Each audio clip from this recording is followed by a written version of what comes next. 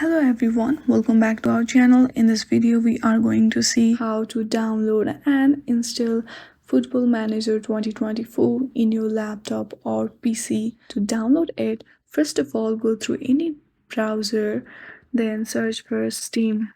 If you have downloaded the Steam, then you can directly open the Steam app.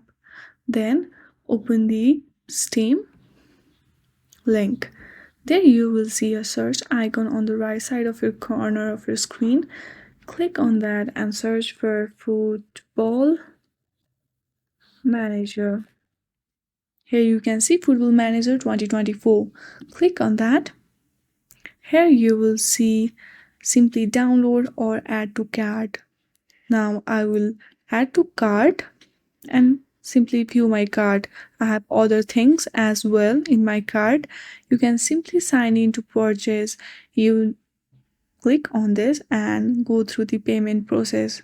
Thank you for watching this video. If you like this video, then please do not forget to subscribe our channel. Thank you for watching.